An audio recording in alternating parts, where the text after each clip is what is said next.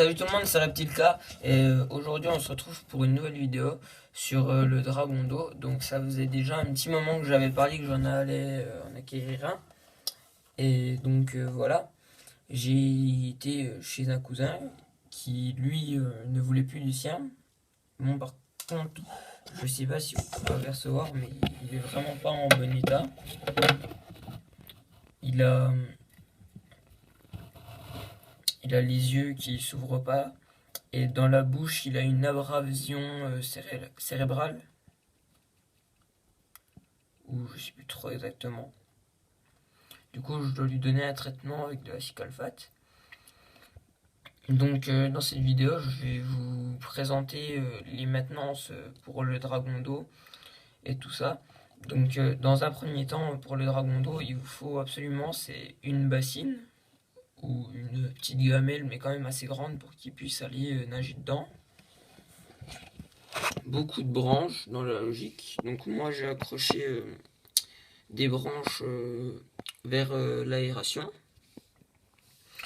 Et donc vu que moi il est un peu malade, pour la nourriture, je lui mets des verres de farine pour qu'il ait quand même de la vitamine et une autre petite gamelle avec des grillons. Pour l'hygrométrie, il faut à peu près qu'il soit 80%. Et là, normalement, c'est pas tout bon vu que je suis à 40. Et pour la température, donc le jour, c'est à 30 degrés. Et la nuit à 24 degrés. Donc, je vais vous montrer tout ça. Donc, pour...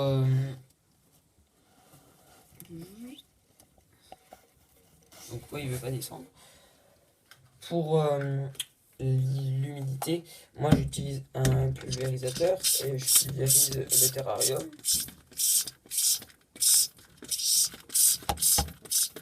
Donc je vous conseille de prendre déjà de l'eau un peu tiède, comme ça l'humidité elle remonte plus vite et c'est mieux.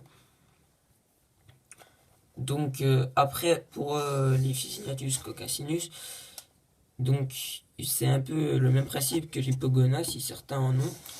Donc il faut les laver. Donc je vous reprends dans la salle où c'est qu'on va le laver. Donc voilà, comme je vous l'avais dit. Donc là j'ai préparé une baignoire. Et donc pour l'eau, moi je mets à peu près 20 degrés. Enfin la température du corps du lézard.